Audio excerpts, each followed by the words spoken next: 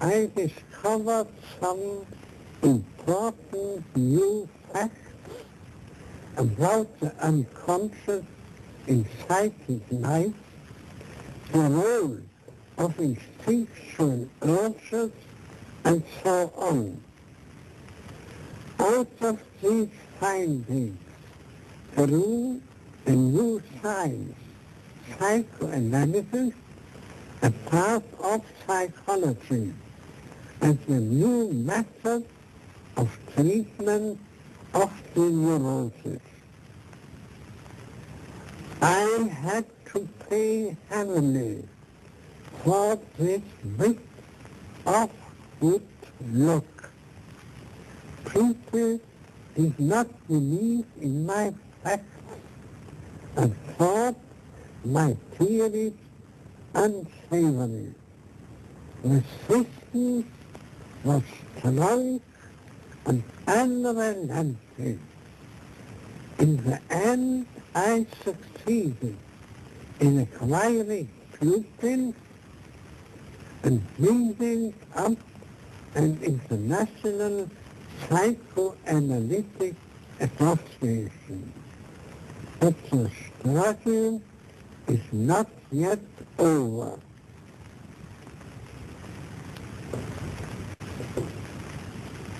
Benin, Sigmund Freud.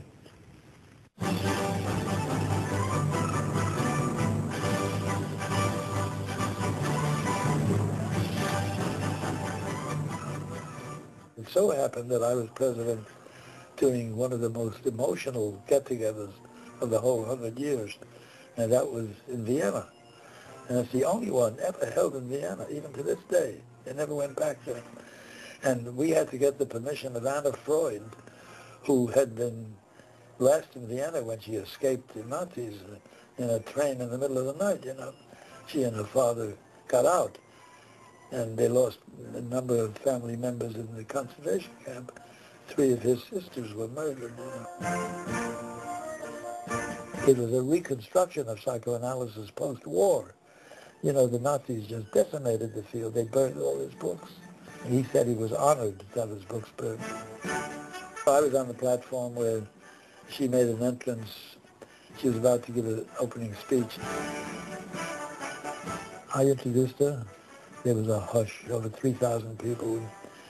And to everyone's complete surprise, she got up there and she started to speak in German.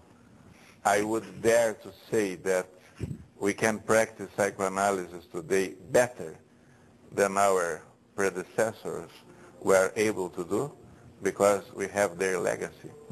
When the field originated with the brilliance and the foresight and the discoveries of one man, as you know, a man named Freud in Vienna. For the first 10 or 20 years of his life, he worked solitary. He had a few compatriots who became colleagues, but he never had a group that was very large or very accepting of his ideas. His ideas were mostly met by resistance because they offended the common man. After about 20 years, where he first studied dreams and then symptoms, and his ideas began to gel and to take seed in people over a wide area, it was suggested to him by one of his colleagues, actually named Sándor Ferenczi, a man in Budapest, Hungary, that he started an international organization to further the promulgation of the science and to get colleagues and students and fellow practitioners enlarged over a wider area. So in 1910, with that stimulus, he started what later became what was known as the International Psychoanalytic Association.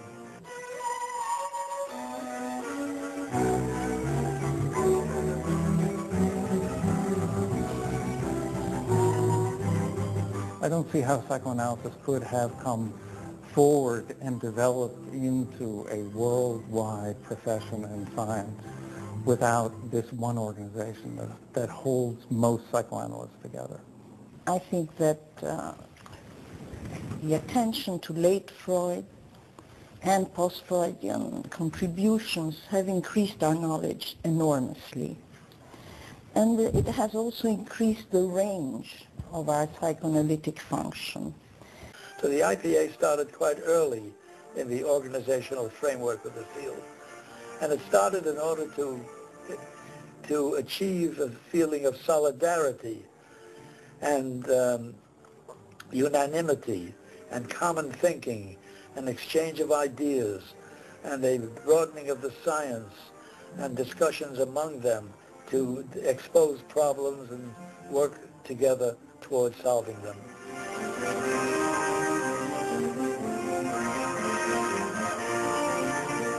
Man had to overcome this resistance to admitting the unconscious levels of his mind and of his mentation before he accepted, if he ever did, Freudianism and psychoanalysis on a par with chemistry and physics and biology. Many steps had to be gone through until we reached the present stage, which is a mixed one at any rate. Freud acceded, and it's of interest to historians to know that his choice, because at that time he could almost name the leaders and the officers, he chose Jung as the president, the first president. Now that's of interest because, as everyone knows, Jung became the main alternative theorist or competitor. And the field very quickly became divided between Freud and Jung, who was his first major student. And Jung was of an opposite bent. He accepted much of the unconscious, but he was very spiritual in his thinking. He had more difficulty than Freud of giving up older ideas of religion and spirituality and cosmic influences on people.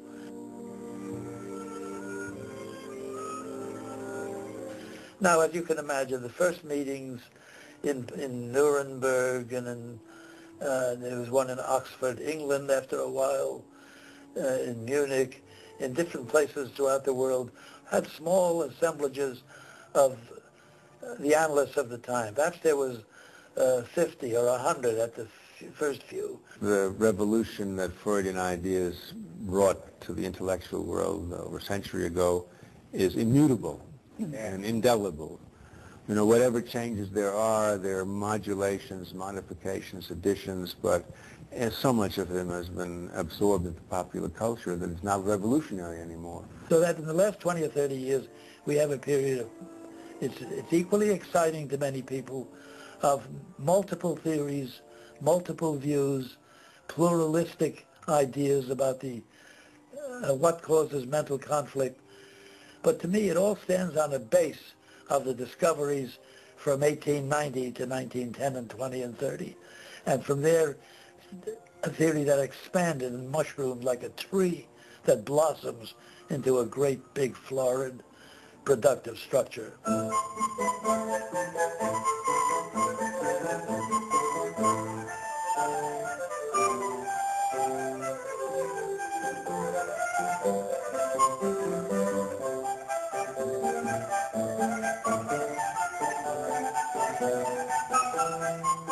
There will be more because it's opening up its doors to larger segments of analysts every so often, and it will probably expand, even though there's increasing conflict, a lot of dissension, a lot of competitive theories, lots of debate and discussion.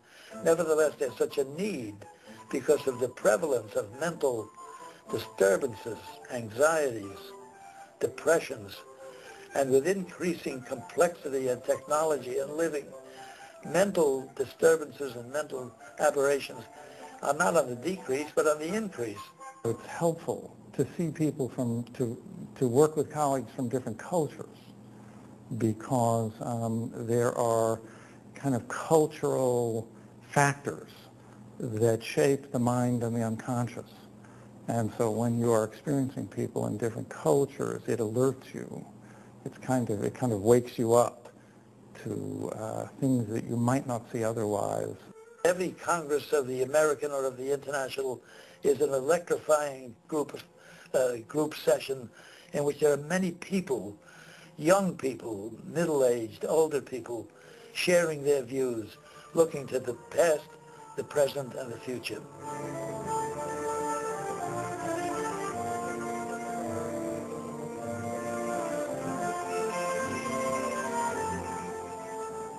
I think that psychoanalysis is, on the other hand, always in crisis. As any kind of knowledge that renews itself, that reviews its concepts, that learns more from clinical experience. Testing ideas